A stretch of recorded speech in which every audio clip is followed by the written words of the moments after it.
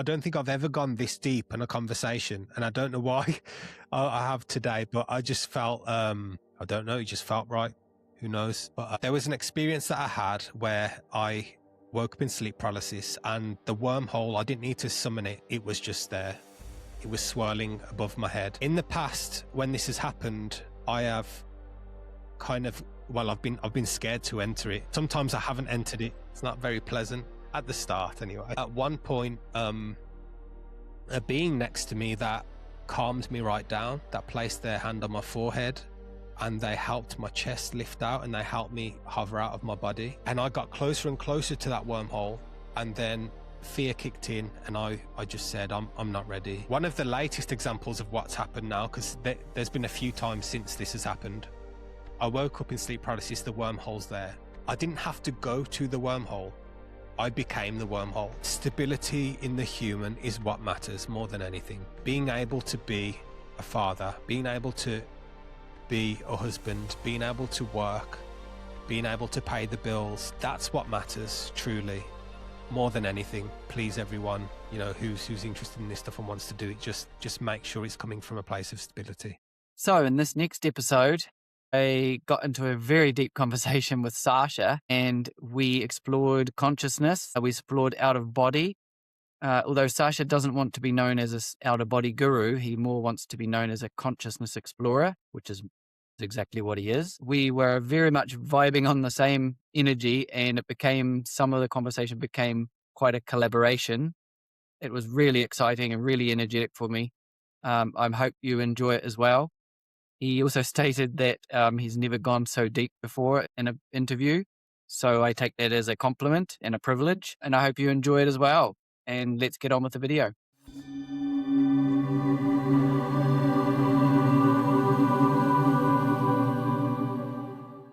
We'll start like I start with many. When did your journey start? And was there like an initiator or like a catalyst or something that sort of sparked it, got it going? Yeah. For me, throughout my life, throughout my younger years, I've had sleep paralysis, and I've had out-of-body experiences, I'd say, but on the lower end of the spectrum. But when I was 21, I had what people would probably call a spiritual awakening. I'm very careful with the language that I use now, because I think we have to be careful with the language that we use, because people can interpret things differently. So the best way I can kind of explain it is that I had a glimpse of the true nature of existence, I could say. That was terrifying in the moment. That left me with trauma, PTSD. Took me a decade to integrate. But the best part about that experience wasn't just feeling the expansion of infinity, wasn't just feeling that I wasn't an identity. It wasn't feeling that there was no location or space. It was the integration. It was understanding how the human mind works and how the nervous system reacts. It was understanding fear and love and thoughts and what sits behind all of that. That was a big catalyst for me. And this has led on to the last couple of years of me having out-of-body experiences, lucid dreams, OBEs that are induced from lucid dreams, and just realizations in general. So have you had these sort of induced by yourself, or is it just from the initial one that you then started exploring? Like you see, I know you said you had those lucid dreams from a child. Did you just explore them and were curious, or did things start happening sort of out of your control? So in my childhood, it was sleep paralysis that was happening, and that was spontaneous. I wasn't trying to get into sleep paralysis. Yeah, I didn't know what it was. Then I was having what I'd call now low spectrum out-of-body experiences as a child and throughout childhood. But these that I've had the last 2 years they started off with intent, with curiosity, and with a bit of trying behind them. So they were different, that I was actually trying to explore, because I didn't know what out of body experiences were until this community really started the last couple of years and got noticed. So I've been inducing them myself, I'd say, but now I'm at a different place. Now I don't induce them. Now they happen out of surrender. Okay. So are you? So walk me through that journey from, them happening as a child to then slowly coming to understanding, to getting your head around it, to come to grips with it, and then actually sort of, I suppose, leaning into it more. Yeah. So like I said, I didn't really know what they were when I was a child. I was very, when I got to about 18 years old, I was very into anything that wasn't supposed to be the correct way. So I looked into aliens, UFOs, as you know, a lot of us do. The families, the bloodlines that run the world, all things like that, the pyramids. So my curiosity was there, and I think that was kind of, that knocking is what led to that initial awakening, which was induced and be transparent by psychedelics. But I didn't know at the time that that's what they would do. I just took them as a joke with my friends. But because of the trauma and PTSD and integration that happened after, I wanted to just step back from any of that, and I wanted to be quote unquote normal. I wanted to find who I was again, because I'd lost who I was. And these last 2 years, when I've just been allowing life and relaxing into awareness. Yeah, I've been kind of setting intentions throughout the day before sleep, just to, and again, it's in surrender. It's like, I am open to receive whatever I am shown. I'm willing to receive. I trust. And I'll just go to sleep, and something will happen. This is how it started a couple of years ago for me. I started getting lucid dreams, not OBEs straight away. And the lucid dreams, I started to bring my awareness more into them, and that enabled me to start to control them. So I was able to summon a wormhole, and through going through that wormhole on a few occasions, I was able to experience things like, I'll say, the multi-dimensional aspect of myself.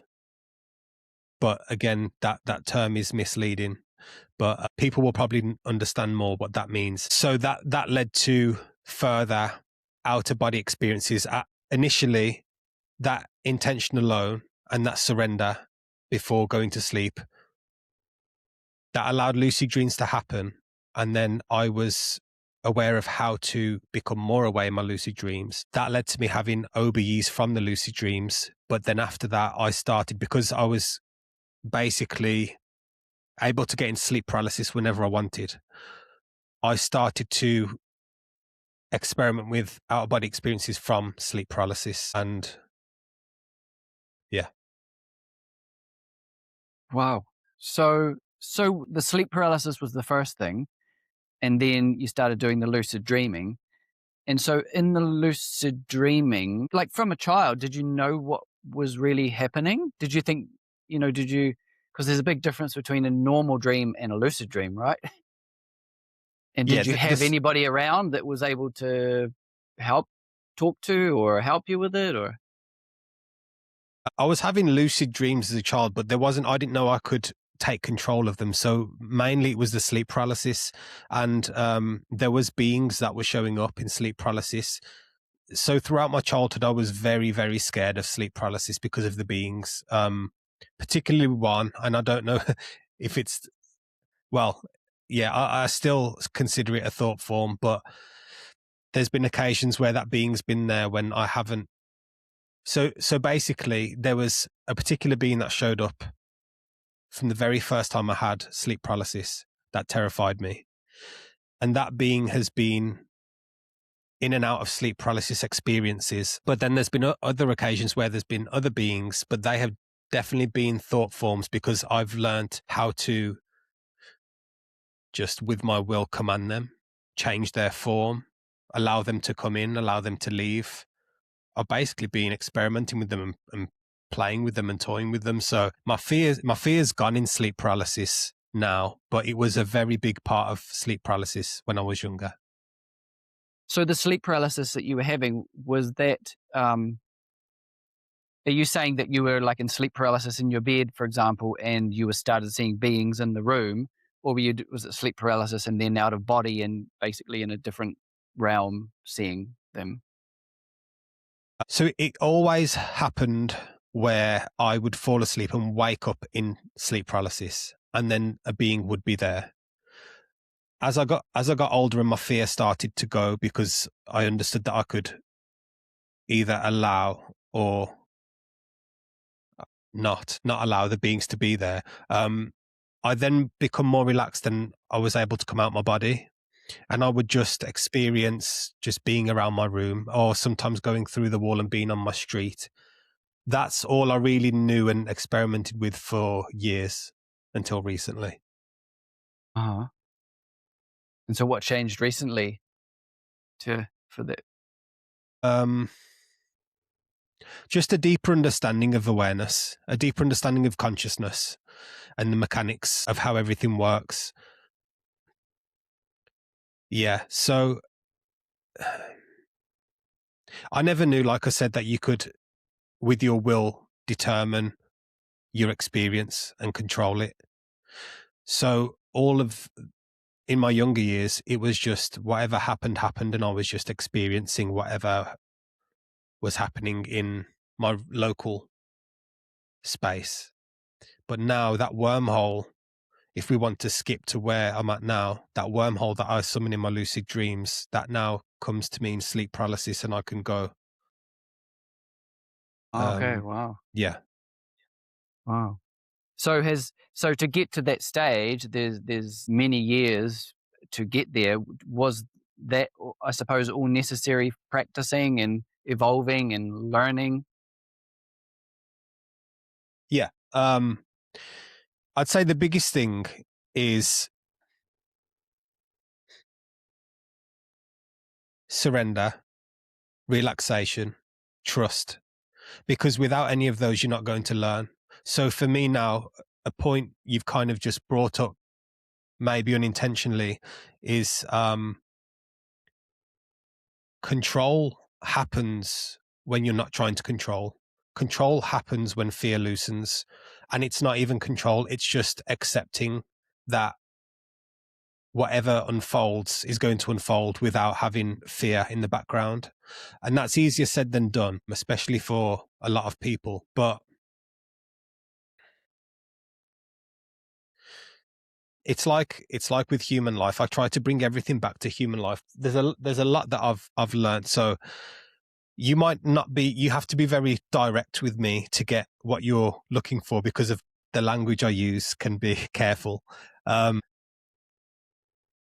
What I've learned is, if you try to control human life, if you try to control how existence happens, that is from fear, and life will come with resistance. And it's the same in the outer body experiences.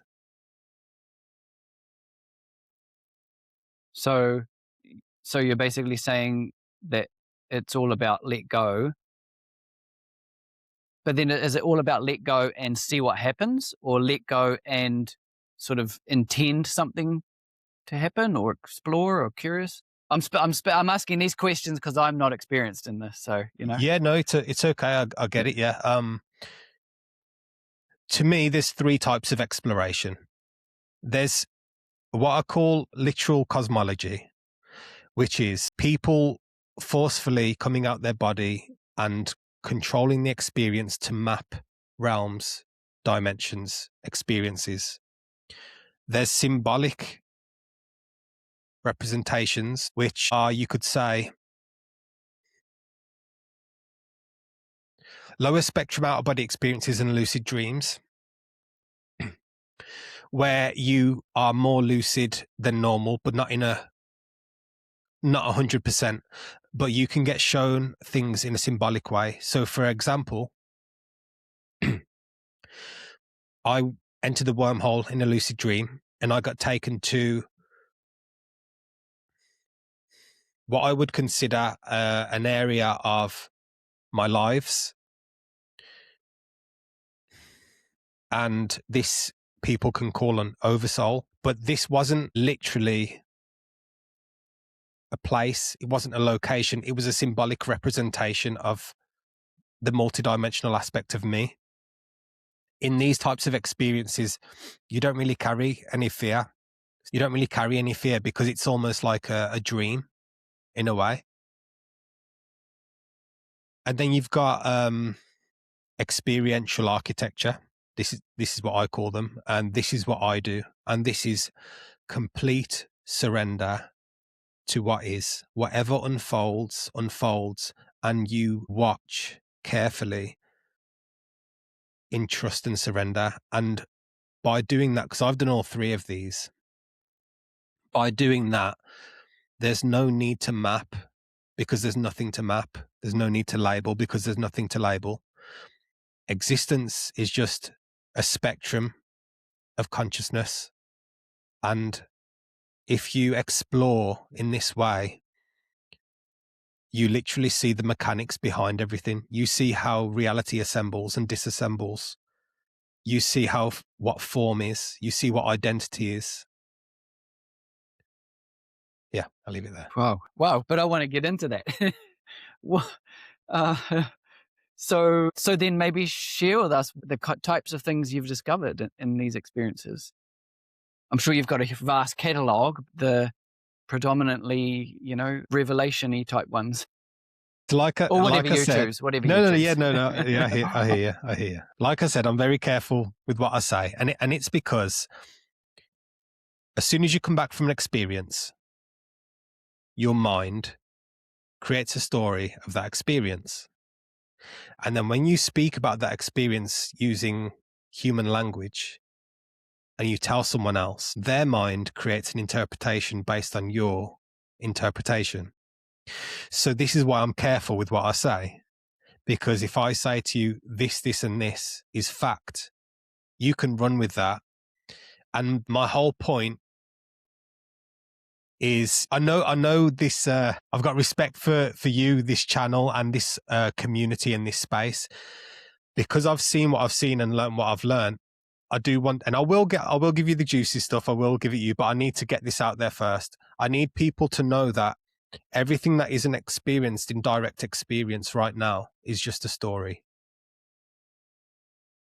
Literally just a story.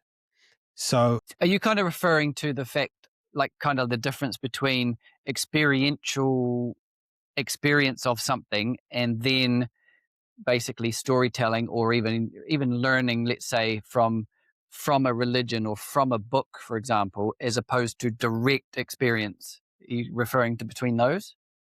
Well, that's a great example. So people would have had experiences in the past and they would have spoke about them. And then the speaking of that would have been written down by someone else who would have been listening. And then now look where we're at.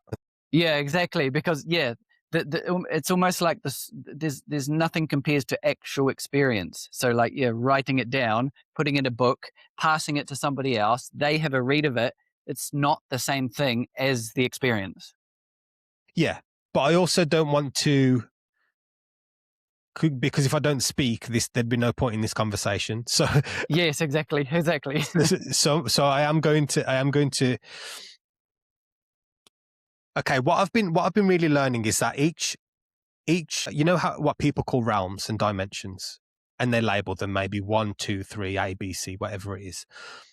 I've learned that is just a spectrum of consciousness.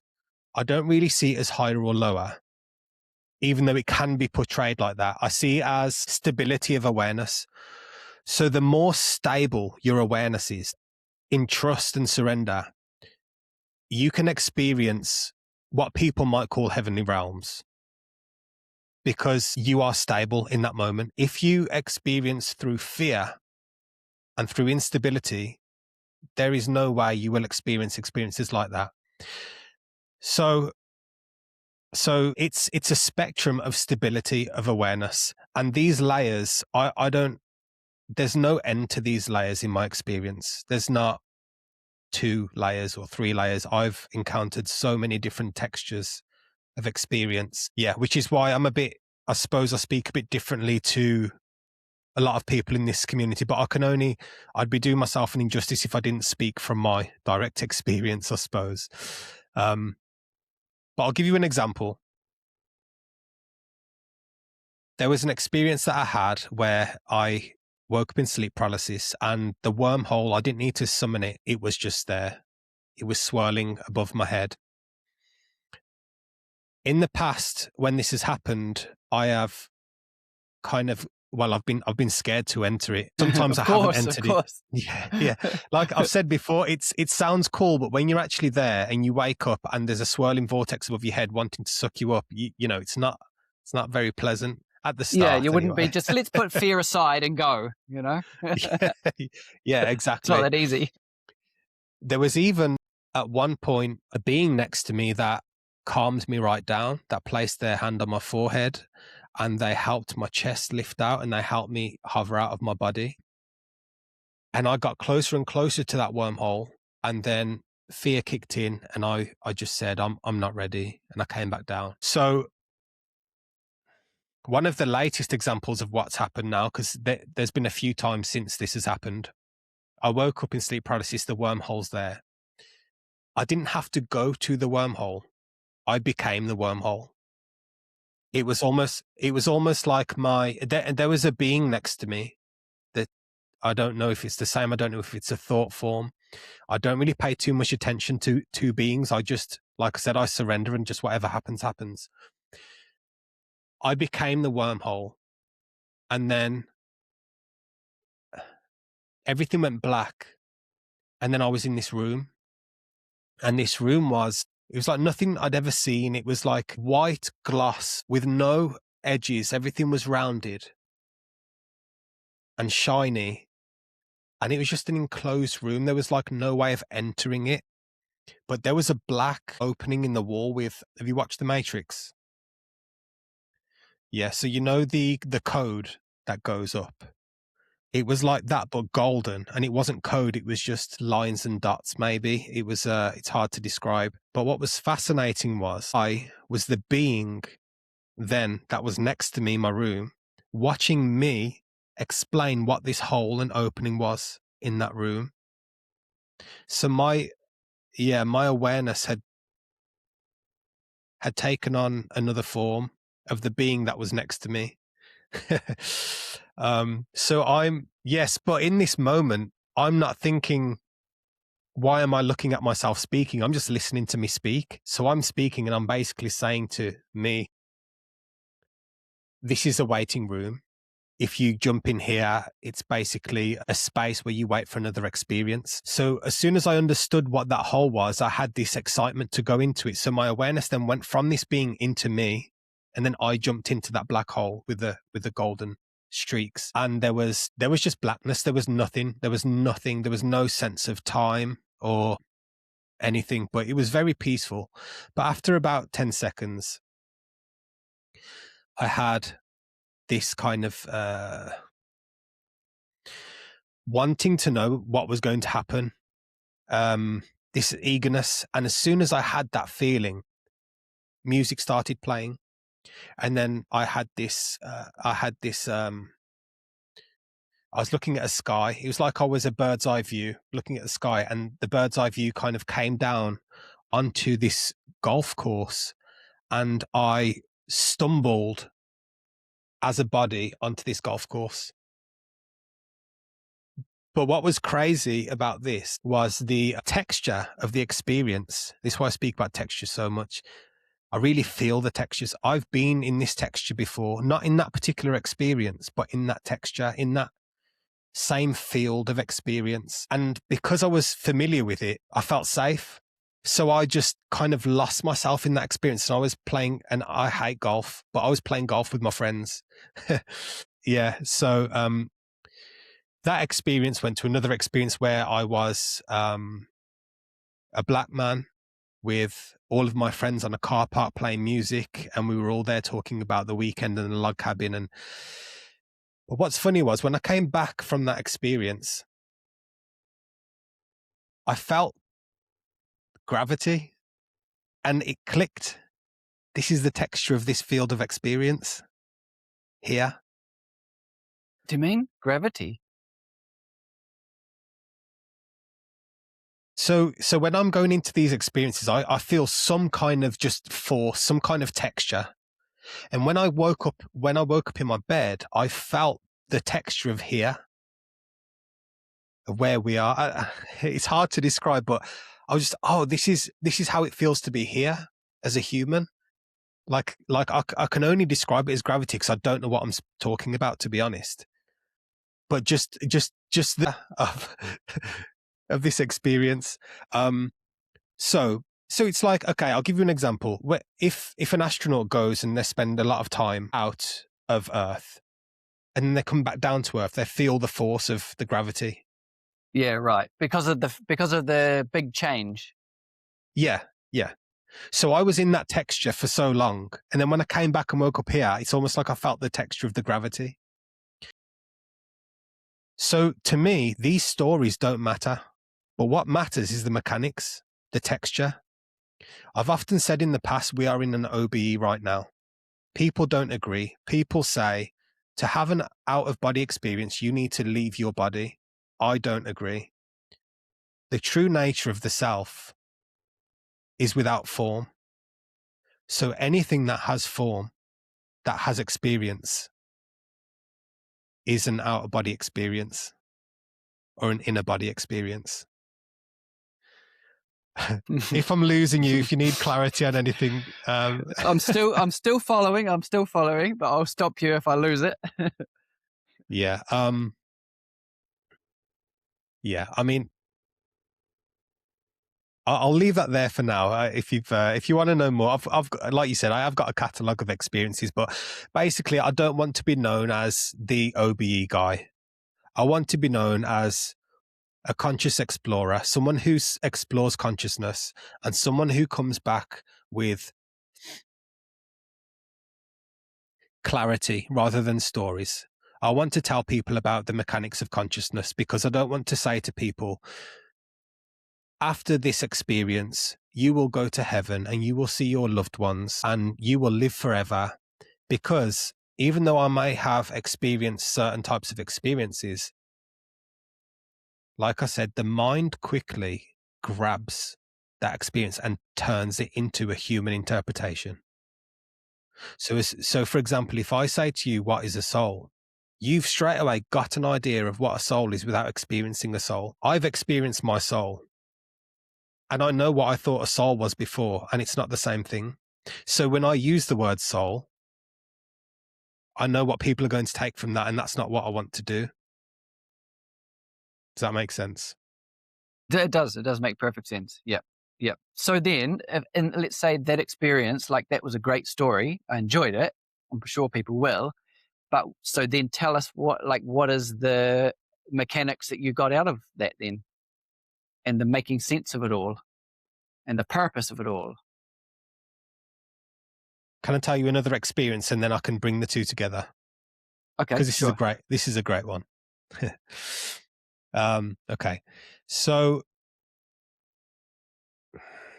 maybe around 2 years ago, I was coming out my body in sleep paralysis, and then I would roll out and then I could explore and do whatever. But this one particular time, I wanted to just keep hovering because it just felt nice. I was enjoying the vibrations and I just wanted to keep hovering and just see how much I could hover. And I hovered maybe towards my ceiling, maybe just above my ceiling. And I just felt this kind of tension. And there was a big fear that came with this tension. And I thought, I'm going to ride through this fear. Okay, so my integration from the awakening has also taught me about fear. So fear isn't something to overcome, it's something to understand and accept. So in this particular experience, I know know this. So when I say what I say about fear, well, for this experience anyway, I just treated it as if it's okay. You can come with me. You're allowed to be here. If things get strange, bring me back to my body. That's kind of the mindset I had. So this tension was building up, and there was a pop, a very loud pop. And then I don't even want to call it an experience because it wasn't. I was just pure being. There was no time, no space, no color. I've heard people speak about a colorless color, and that's exactly what it was. It was a colorless color. If I had to give it a color, it'd be like a gray brown kind of color, but it wasn't a color. So I was just in this space, and it was the most peace I'd ever felt. Just to give a little context on this, actually, I've spoke about this experience before in another episode of interview that I had. There was a woman who commented who had an NDE, and she described in the comments the exact same experience. So that's just something interesting to add. So yeah, no space, no time, nothing, not even color, just pure being. And it was the most peaceful I've ever felt. Weightlessness. There was even no thoughts. However, I say that, but there was a concern of my body. And as soon as I had that concern, because I'd never felt anything like this, it was literally, I felt like I died. So because I had this concern, I then straight away went back to my body. But when I opened my eyes in bed, and this wasn't sleep paralysis, this was me opening my eyes in bed. I watched, I've got this mic here, 1 second. I like doing doing all the things with my hands. I watched reality pixelate back into frame. There was a hole in reality. It was like a black, white, grey mesh of color behind what we see now. It was just literally like a hole in reality, and it was closing in. But as it was closing in, I was still coming back from that space. Yeah, so I didn't think, oh, there's a hole in my room. Because I was still kind of half there. So anyway, that closed, and I was just laying in my bed, and it took about 2 minutes for me to start to feel my body again. I felt one foot first, and then my other foot, and then my whole body came back. And then I turned onto my back, and I completely forgot about that. And then it just hit me, and I was like, oh my gosh, I've just saw reality pixelate back into frame.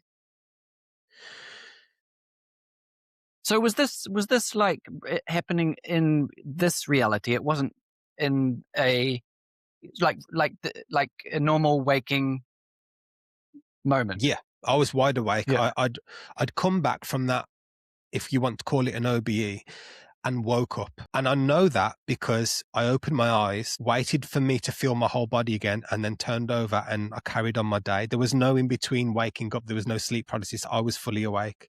So I literally saw this reality that we are in now come back into frame. So you asked me before about what I'm learning, the mechanics. This is what I'm learning. In the OBEs that I'm having, there is a space between experience, and this space is awareness. And awareness seems to be just sitting behind experience, not moving. It can't move because it's everywhere. So these experiences in my outer body experiences are assembling and disassembling. Sometimes they pixelate. Sometimes they just go so fast and come in really fast. Sometimes they gradually start like with that music and that soft music. But what I'm noticing is the awareness always remains in between each experience. Experiences assemble and disassemble, they come and go. The textures of them are different. The stability of them are different.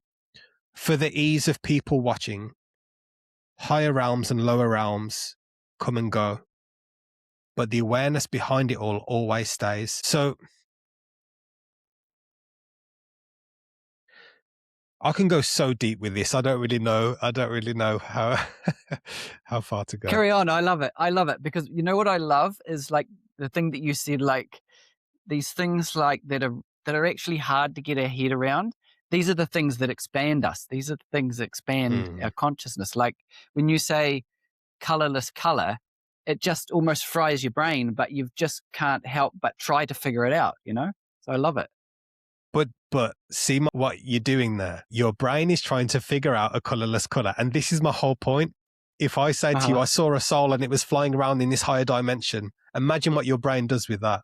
So I'm trying to keep it as clear as I can. Okay, so let's go to the mechanics maybe more than the story, but the story's still good. Well, I can do both for you, right? I can give you these fun, imaginative stories, but I will always ground this afterwards. I just have to now. Yeah, perfect. That's great. That's great. That's how I am. But yeah, so this is super important for me, these mechanics, because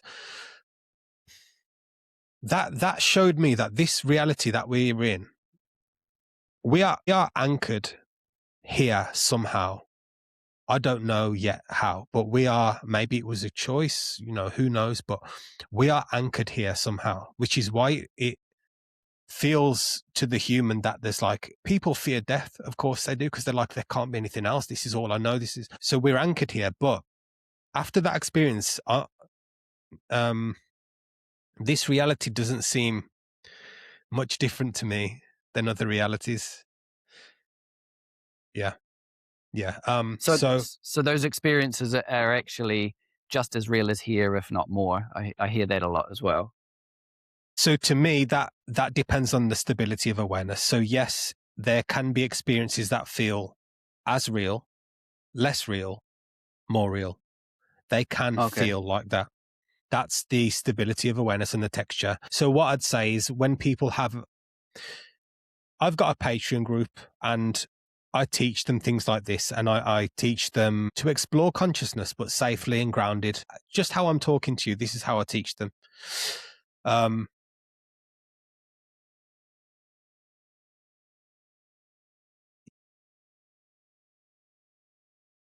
It's important to do it this way because, in my opinion, it's important to experience this way, because when you try to experience through force, you know how you hear experience people that can come out every day, twice a day, and they can go here, there, and everywhere. People are like, I want that. I want to do that. But what people don't understand is, if you're unstable here in your mind, that might not be the best thing for you. And this is a very important thing that people aren't speaking about. I try to ground people, and I try to say, I teach embodiment. I'm not sure if you know what that is, but I teach that on my YouTube channel. And embodiment is all about being human, because one thing that people don't realize is, people get bored of being human. Like, I hate this life. I don't want to be here. This is boring. I have to go to work. Being human is another one of these experiences. It's special. It's temporary. It's short. If you can gain your stability here, you can become more aware here. Just like if you go into a lucid dream and you gain your stability, you can be more aware. Just like the only way you can enter quote unquote higher realm is if you bring your awareness in and gain stability. So if people start doing that here, their experiences will be much easier than trying to forcefully have an out of body experience, because they will always do that from a place of fear, from a place of escape.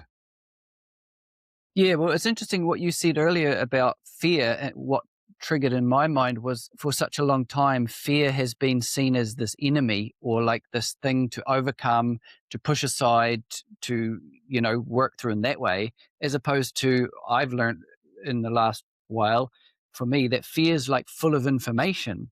It's actually lots of information about many, many things, but it's about just processing that information it's trying to give you. And yeah, you might still do something fearful, but it's like, I suppose it's maybe more aware of what you're doing because you've got the information, instead of just this fearful thing that you force yourself to do, almost like self-attacking maybe. Yeah.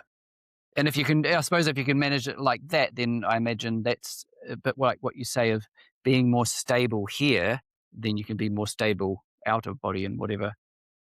Yeah. It's literally all about understanding the mechanics of the human being. Everything to me is about mechanics. Your nervous system has a protective mechanism, which is fear.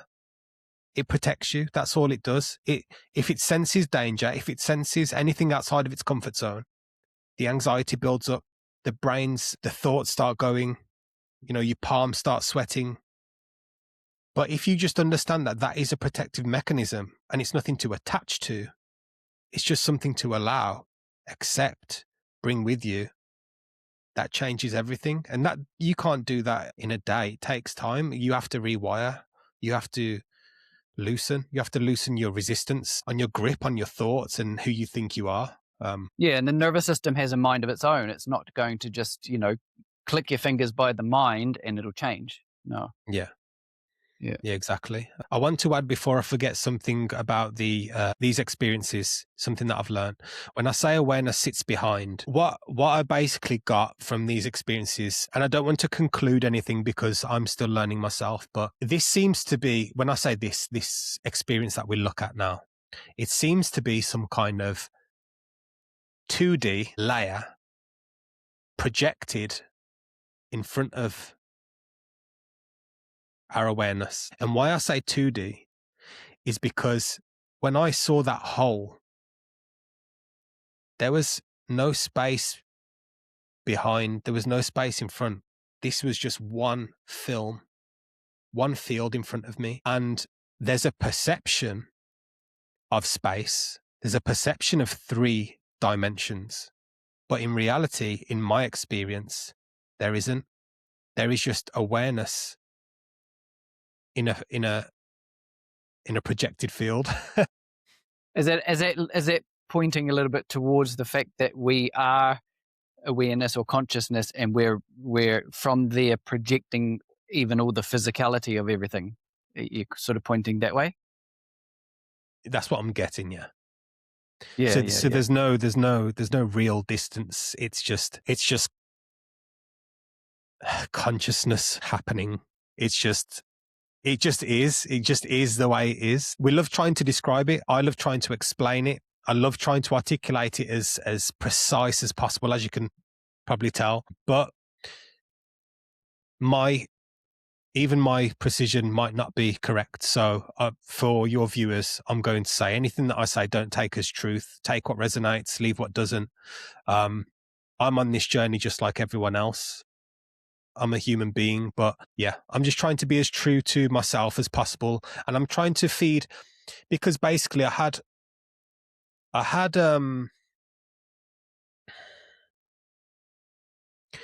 somewhat of a realization not too long ago. Don't really want to put a label on that either, but that's what kind of changed the way I want to articulate, changed my language, because it made me realize that this really is the point. And when I say this, I mean this is the point here now. Just now, because literally anything else is just a thought.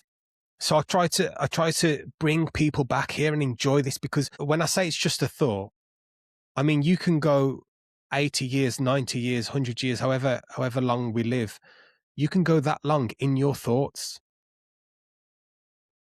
just being in your mind without ever really truly just looking around and just living and enjoying it. This stuff that we talk about here, don't get me wrong, I love speaking about it. This is great. It's what humans do. It's conversation. I love it. But also have the exploration, have the adventure, have the excitement, but don't leave the human behind.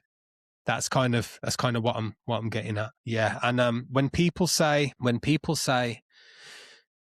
home is somewhere else, that really gets to me, and I feel like I have to defend that, because this realization that I had, and from the awakening that I had, it points to the same thing. When you're stable, when you relax, and when you just are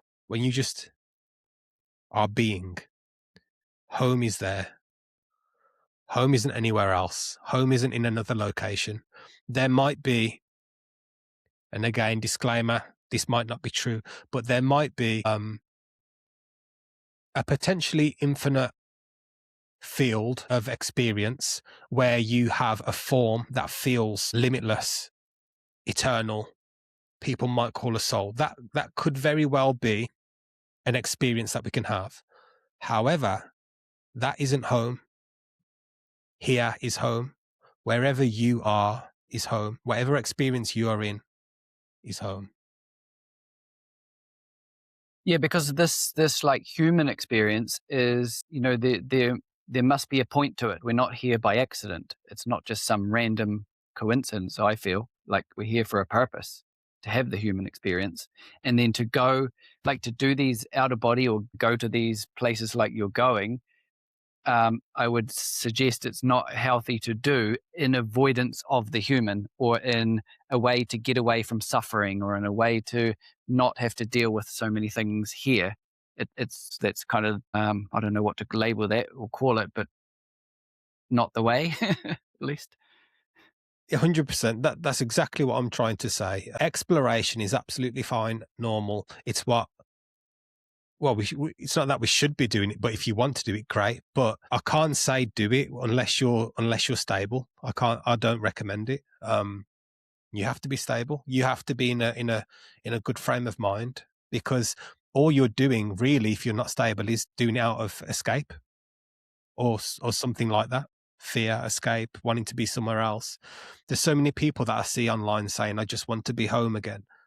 And I feel like I just want to speak to them and just say, you are home. Just, but it's a journey. It's a journey, and everyone's in their own. And this is another thing. Maybe that's all part of it as well. Maybe people have to be in different stages of the spectrum to feel it in different ways. That might be the whole point of this here. Like, feeling someone might have a bad life, someone might have a good life, someone might be stable, someone might be unstable, and that might be the point. The feeling of all of those perspectives. Yeah, could be. So what about? So maybe that sort of leads us into the next thing I wanted to ask about. Back towards the start, you talked about multi-dimensionality, which as far as I understand or would think about it, is that, we are, I don't know, an infinite being that is in multi dimensions all at once, all at the same time.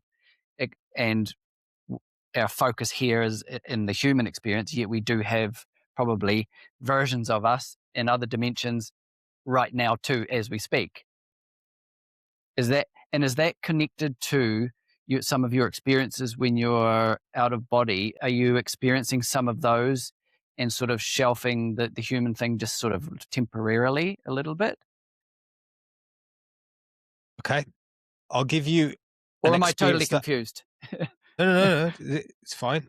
I'll give you. This is my understanding, and then you've got your understanding, and everything's accepted. We've all got our own truths and how we see things. But I'll give you an example first, a good example of what happened to me, and then I'll give you what I think about it. Okay. So I'm not rigid in it. That's just what I understand, and that's why I love doing these things, because I can learn things and then change. This is what it's for. I love it too. And again, like I said, I will say things as precise as I can in this moment from what I know now. But my understanding has changed now from last year. So who knows, next year I might be saying, if we speak again, I might be saying, listen, Paul, all of that I said was a load of shit. That's not what I think anymore. So one of my experiences was, I was in a lucid dream, and the wormhole wasn't coming to me, and I realized that I wasn't aware enough. So I practiced bringing my awareness in to that lucid dream, so much so that I started to be able to smell the strawberries in the bushes next to me, and I could feel like my toes curling up against the ground. So I became very lucid, very aware in this lucid dream. And then I called the wormhole, and it came. It took me up, and I woke up in another body, and it was almost like I was asleep, but I'd woken up. But I was in a black hoodie, in a double bed, in a room that I'd never seen before. And I was so excited because I looked at my hands, and I was paler than I am now. But I was just doing this and looking at them, and I couldn't believe how it was the same as real as here. So I grabbed the duvet and I pulled it off me, and then I noticed in the corner of the room there was a computer. But what was strange was the monitor was one of those 90s type monitors with the really big backs, But there was like an AI woman, 3D woman in the screen speaking to me. So it was like very futuristic. Bizarre, yeah. So I started to run towards the door, not run, but walk fast towards the door out of excitement to kind of open the door and see what was on the other side. And I touched the doorknob and I felt the metal, but then almost instantly my hand went through it and I felt this like pull but I didn't go back, but I felt like my awareness get pulled back. And then I heard this robotic voice say, "Luke, this transmission is ending." Now, my name's not Luke, it's Sasha. But that was something. So I got pulled back and I woke up and I was kind of in shock at how real that was, especially from a lucid dream as well, because normally for me to have an experience that real, I have to go from a lucid dream to my body, where my body is sleeping, and then I have to go from there. But this was just like from a lucid dream, because normally when I go from a lucid dream to an OBE type experience, it's more symbolic, which is like I was speaking about earlier.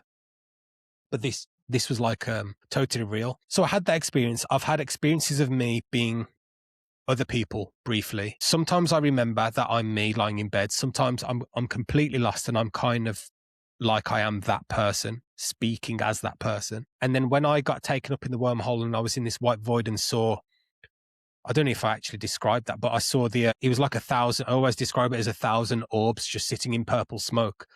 And I knew that those were my lives. But why I say it's symbolic is because I might have an infinite, I might have an infinite potential amount of lives. But that's just a symbolic representation for my human mind to understand that you are more than just one life.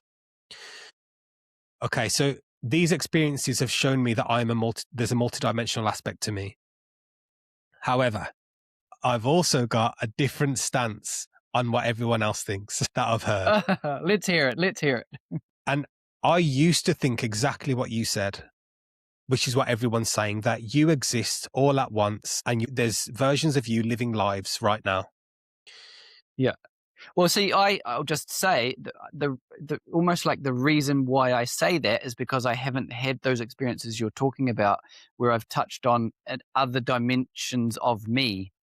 And I imagine the moment I do that, everything changes, but I just haven't had it. So I'm on some level, I'm just regurgitating what I've heard, really, and taking it as mine because I don't know any better. But in doing that also, I'm also able to let it go when I discover something more. So. Yeah, that's understandable. That's how we work, isn't it? And that's how we learn. And we kind of keep what feels right to us until it doesn't, and then we kind of mature or not mature, but then we just change our perspective.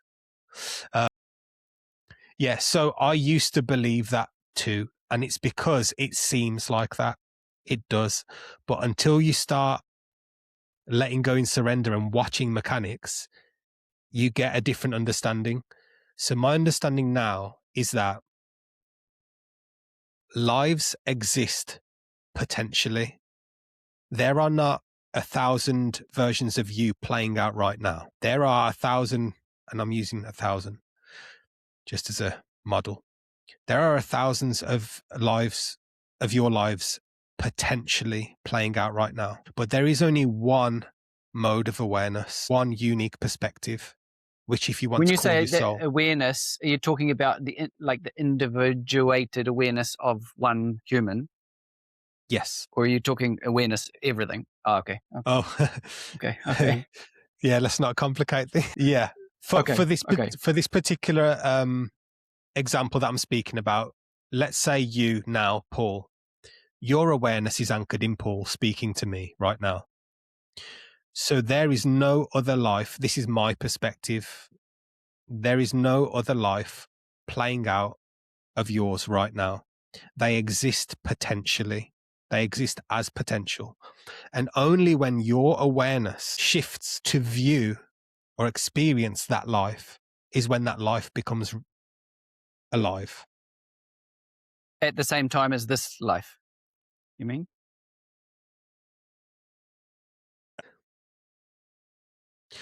So there's a way that you can bring basically 100% of your awareness in to that person where this kind of body shuts down. So then you are living that, and this kind of isn't living, even though there is a bit of it that's living. But that's why I don't think you can ever fully bring 100% awareness anywhere unless you're fully anchored into, unless you're detached from the anchor of the body. So you might be able to take 99% with you, but never the whole 100%. Otherwise you would die. Like that's, do you know what I'm saying? Yeah. So, so what I'm saying is, yeah, there could be a form, there could be a soul, oversoul, not oversoul, but there could be a soul, the highest possible expression of your form, of Paul's form. But right now that soul isn't there. It's here. It's you. So people say to me sometimes, I want to speak to my higher self. And I tell them the higher self is you, just in a limited form. When you go and you experience a higher self, that's your awareness shifting into that perspective, into that form. You can even experience that you're speaking to a higher self, but that's because your anchored awareness is now there. Your awareness is all that there is. Your perspective, sorry, it's not all that there is, but the perspective of you, your soul, is the only you that there is. That's in you right now. Everything else exists as potential.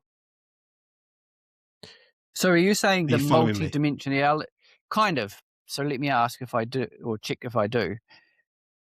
Are you saying the multi-dimensionality is most of it is just potential? It's not necessarily all happening.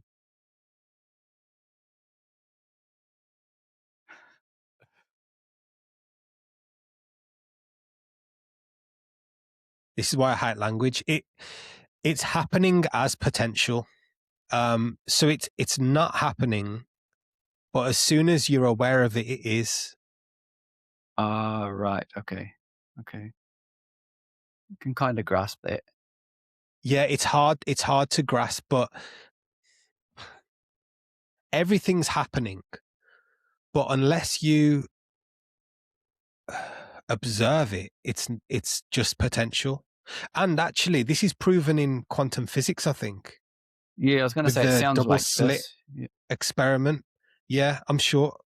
And I've never put those two together. I've only just thought about that. Yeah.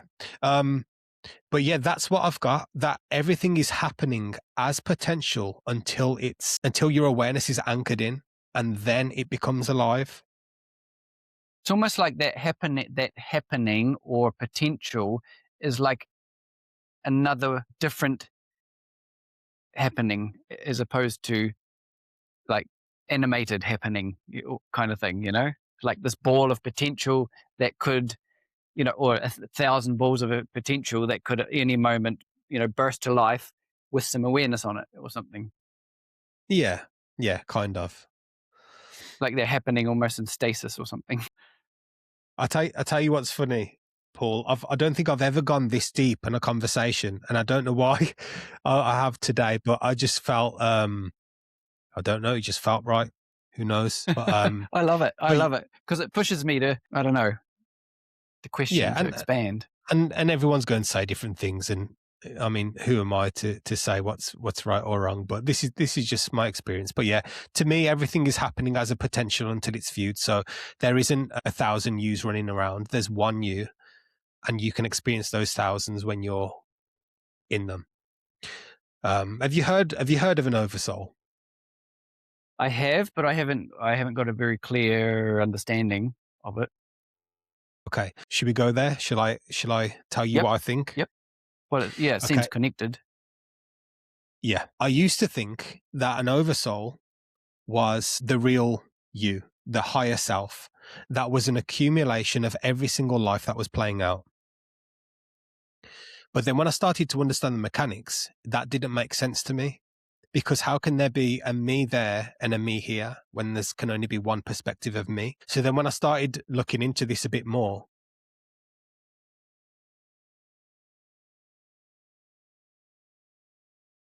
my current understanding is that an oversoul is kind of acts as a hub. it kind of acts as a hub of all of your experiences. So it's not you, and I don't want to say a place because it's not a place. It almost is like a higher version of you with all your lives, but unless you access it, unless your awareness is in there, you are not the Oversoul. You are always you. The Oversoul is just a hub where all of your experiences are potentially held. That's how I view an Oversoul now. I used to think it was a higher self, a higher version of me, and bits of that awareness were in loads of little individual selves running around. But now it's changed. Now my understanding's changed, and it might change back, but that's where I'm at.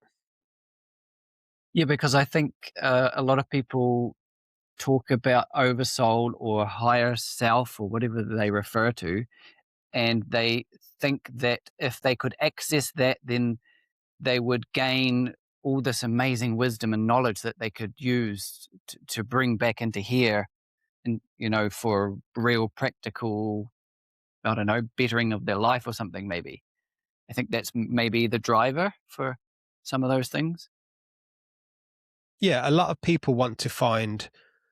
Like, I had someone comment on my video the other day and they said, because I've been speaking, basically I'm doing arcs. So my first arc of episodes was all about me and my awakening.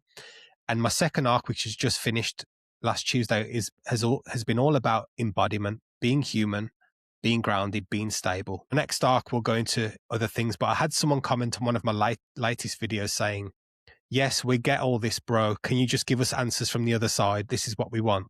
Yeah, which I found really funny. Which I get. I understand the pull for that. But I'm realizing that, or I've realized that is the mind. That is the mind wanting a job.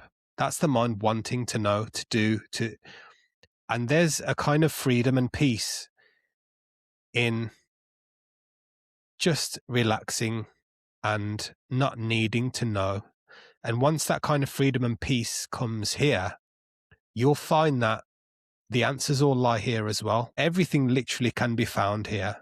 You don't need to go anywhere to find out about existence. That awakening that I had, that showed me that. And the realization that I had not too long ago, that showed me the exact same thing. The answers are all here. Do you know what Gnosticism is? I've heard of it, but I have nothing. Yeah, I know nothing really. Okay. Gnosticism is basically an earlier, I wouldn't say religion, but it's maybe one of the first forks of Christianity, or maybe one of the earliest forms of Christianity. And gnosis just means knowledge, to know. But really what the ancients were speaking about when they were speaking about gnosis was the knowledge of direct experience. That's what that whole thing is about.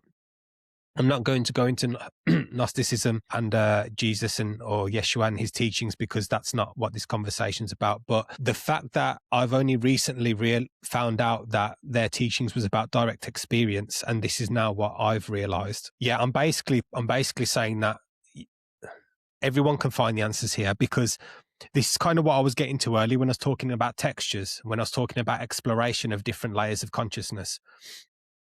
This is a layer. This is a texture. You can have outer bodies your whole life and still have questions, because they don't provide answers. They don't give you answers. You learn that attention means something, that awareness means something, that consciousness relates in a certain way, that mechanics will happen in a certain way, that perception can be moved, that identity doesn't have to be anchored. These are the things that you learn from outer body experiences. You don't learn all of the answers to the universe or the multiverse or whatever verse. You have more questions. The mind always has more questions. Yeah. Yeah. What you were saying there about the mind, it'll kind of have forever questions. It sort of makes me think of the separating the mind and maybe what we call the soul or the spirit. It is, there's like these two different things, And it relates to sort of the direction things like meditation takes people into that, more towards the soul-y, spirit-y side, and the mind quietening down, not being suppressed or squashed, but quietening down, and then having a different felt experience that might, in that direction, maybe what all the things you're talking about, that everything's here and now and all of that. Yeah. So if you think about it like this, when you, let's say you have an out-of-body experience and you go to a heavenly realm where you're in a form that's limitless and eternal, right? The facts are, well, I don't want to say that. You are still awareness in form, potentially, and you are still experiencing a layer of consciousness, potentially. What is happening right now? Potentially. You are awareness in form, experiencing a layer of consciousness. So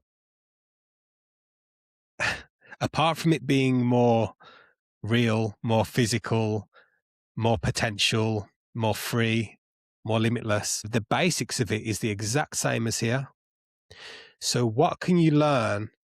What can't you learn there? What can you learn there that you can't learn here? And what can you learn here that you can't learn there? Nothing. Yeah, I can see what you're saying there. It's kind of like they're both the same. They're kind of like they're both the same thing, and it's a bit of an illusion to think that we need to get out of body to learn and bring it back, because we can learn the exact same thing here. Yeah, and the thing that you learn is that you are it. But then I would ask, what if that's true? What would I feel like a million people would be asking? Well, why aren't I just feeling it now? Why aren't I just, why can't I manage to be in the moment? Why can't I have these deep realizations just in my normal everyday? Is it because we're living such sort of, I don't know, toxic, unhealthy lifestyles and societies and things and all of that? I don't want to give a definitive answer to that, but what I'd say is consciousness without contrast wouldn't have a point. So what I'm basically saying is, if you don't crawl through the mud, how would you know what the light is? If you don't crawl through fear, how would you know what love is? Yeah, you kind of get what I'm saying. If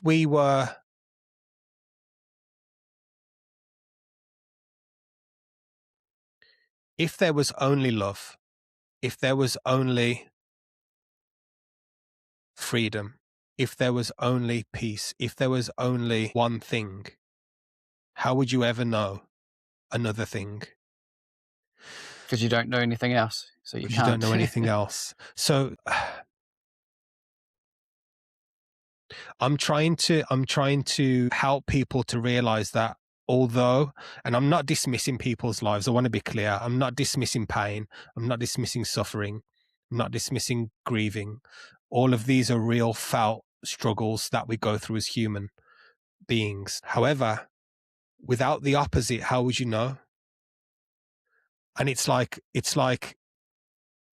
almost like, without saying this as a certainty, consciousness is feeling itself. It's feeling the texture of itself, the ups and downs, the lefts and rights, the hots and colds, the pain and love. It's almost like that's what it's doing through form. On purpose, almost. On purpose, who knows? For experience, because almost like what you're saying, if this physicality and this human experience here on this planet is with all of the dualities, all of the things, all of the experiences, and outside of this, there isn't that. So then you can't experience such a degree of things. Therefore, maybe you can't learn so much. Yeah. Yeah. And what makes it hard for people as well, which is completely understandable and completely human, is the attachment to thoughts and the attachment to mind.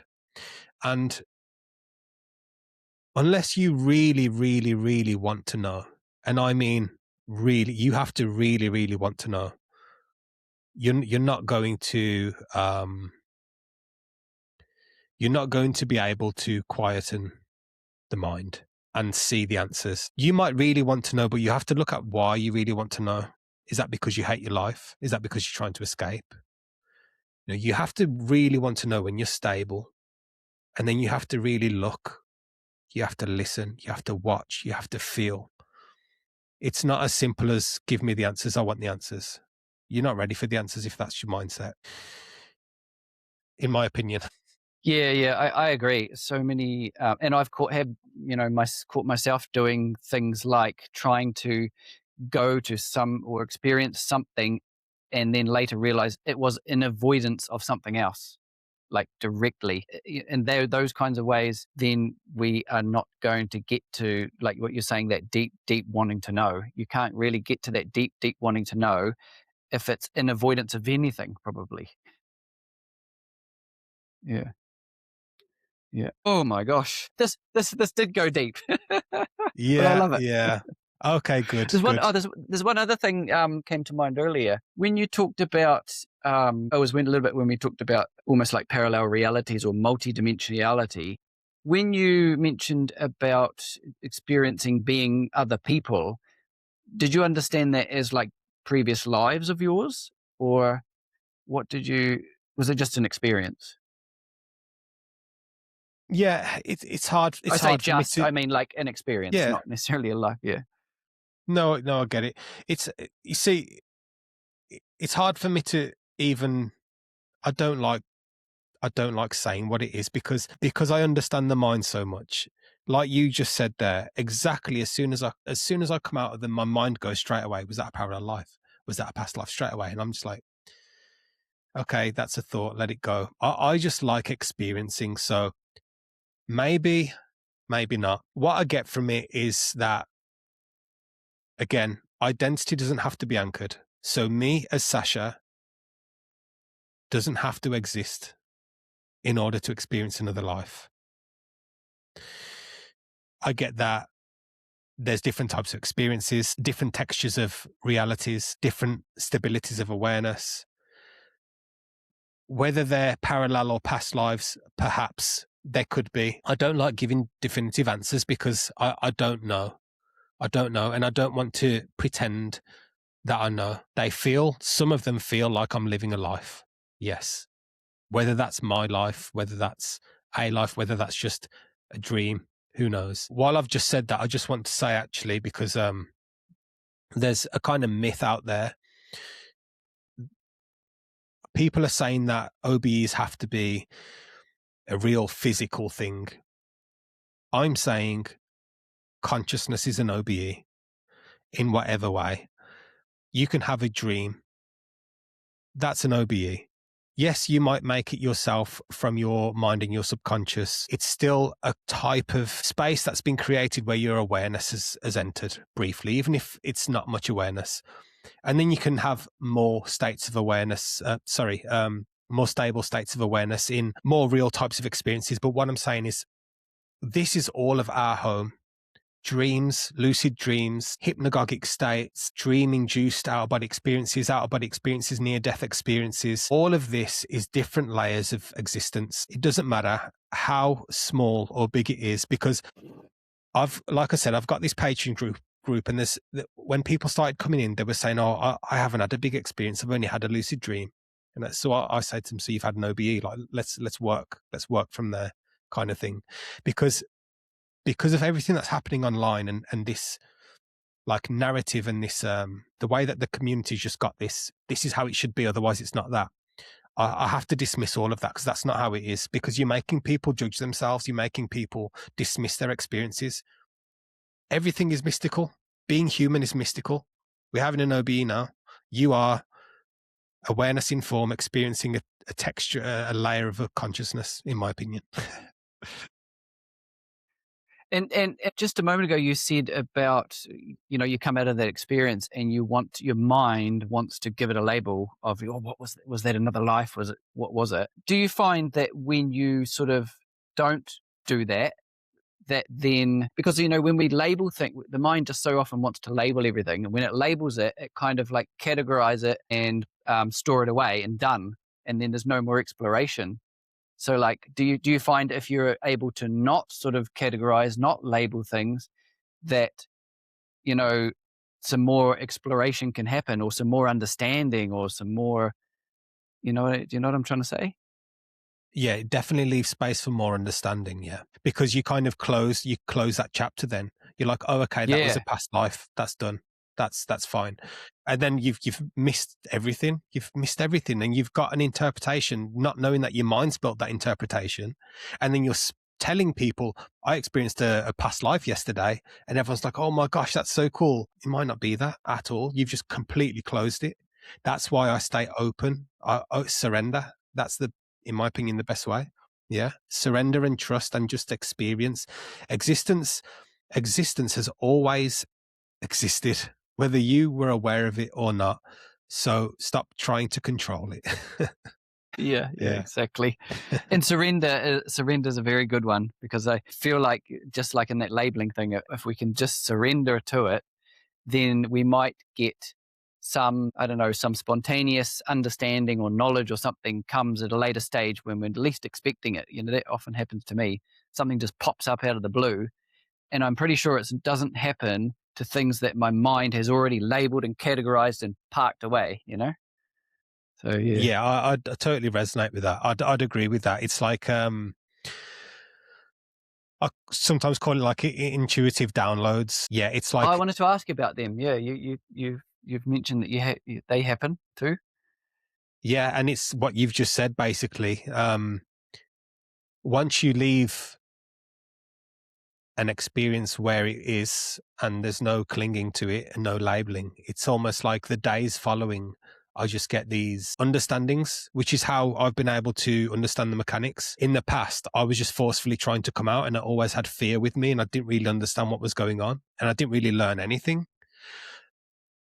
But there are people that, they forcefully go out. They've learned how to not control but accept fear, and they're going out and they're saying, this is number one, number two, number three, maybe not. But to me, that's kind of closing. That's putting a lid on infinity. Or maybe, what if that realm one has 3 more realms? What if it's not, you know what I mean? What if there's like endless amounts in the same layer? So I don't like putting a lid on infinity. Also, yeah, you're right. It's probably impossible, but I wonder if people do that, or we do that in a way to sort of like to actually purposely limit it, or because if there's so many dimensions and then possibility of so many more between them, it can all of a sudden for this human be overwhelmingly like, I'm fried. I think it's just what we do as humans, and I don't think there's anything wrong with it. I just think there's noticing that happens. It goes back to, again, the protective mechanism of the nervous system. When you go and experience, quote unquote, otherworldly experiences, straight away your mind will want to feel safe. So it will say, okay, that's realm 1, that's realm 2, that's realm 3. It puts a location, a familiarity, and then when you have that, this is why I call it textures, because then there's no numbers. So when I feel a certain texture, I'm like, okay, I've been here before, and it does feel safer. But for people who use their mind in regards to labeling and mapping, they will say, this is located there. This is realm 2. This is realm 3. I've been here. That's the people that live there, or whatever it is. And their mind feels safe with that. And I do think, even though people say that they're doing this fearlessly, I don't want to speak on behalf of them, but because of the way I understand things, for me, there's an element of fear underlying that, because why would you want to grab it? Why would you want to label it if you didn't want to feel safe around it? But I don't know. I don't want to speak on behalf of other people. That's just what comes to my mind because of my understanding.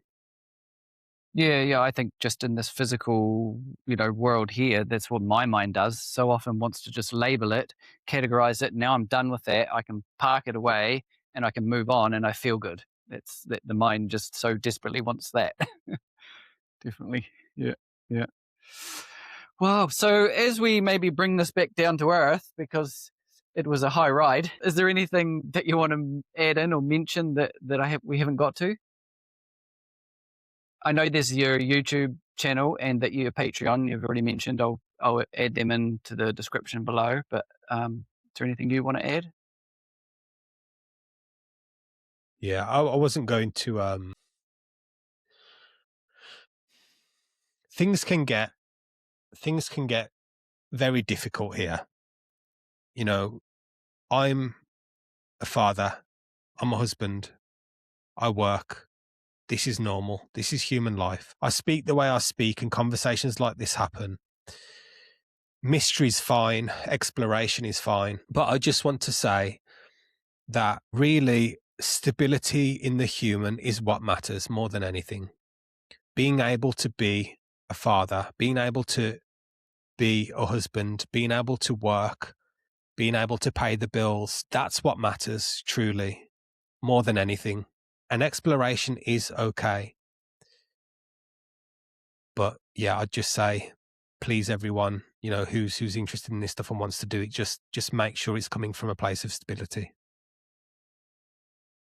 And you also mentioned quite a lot embodiment throughout this session as well, which is really important too, isn't it? Yeah, it's kind of on the same, in the same lane, I'd say. Embodiment is just, the best way I can describe it is having thoughts and knowing that they're just thoughts and allowing them, not attaching to them. Having fear and knowing that that's what the body does and allowing it to happen. Having anxiety and allowing it to happen, and still just living your life and being human, just without a need to grab onto everything, because that like pushing and pulling and resistance is really what tires us out. And everyone is so exhausted. Everyone is so exhausted. And I've said so many times, and I always say, I sound like a broken record, but give yourself a break. This is a tough experience. You know, there are realizations you can have, yes, which, you know, might bring a bit of peace. But for most people, for me as well, I go through it. Going through this is tough. But embodiment is knowing that all of that is part of the experience, and knowing that it's okay, and just allowing that toughness to happen, feeling the contrast of this experience. Yeah. I would just add there that I've realized in my life in the last couple of years how much, when you say like anxiety or fear or something like that, how much that it's actually a thing in my life because I'm resisting it. So, you know, I don't want to have it, so I fight it, and therefore it exists, and it sits there festering, and when I've learned to, on not many occasions, learn to actually allow it, it actually passes quite quickly, surprisingly quickly, and then It you kind of fizzles. move on to something else. Yeah, but it's also a practice to learn to do that, and to make that, to eventually get that to an automated way of living life, I suppose. Yeah. And that just comes down to time and noticing. The more you notice the urges to grab onto, I'm actually currently going through this now with my group. In our last session, I spoke about this, noticing your urges to attach to your thoughts, noticing your urges to react through emotion. That's what we do. We subconsciously react through emotion. We subconsciously attach to thoughts, and that creates the suffering. Thoughts can happen without you attaching. Emotions can happen, and you can just feel them. You don't have to react through them. You can just feel them. And that noticing and feeling quickly fizzles it out. Like you said, you're like, oh, okay, that's here. It's allowed. And as soon as it knows, it's like, as soon as it knows it's allowed, it goes. Mm-hmm. It's Yeah. love. Yes.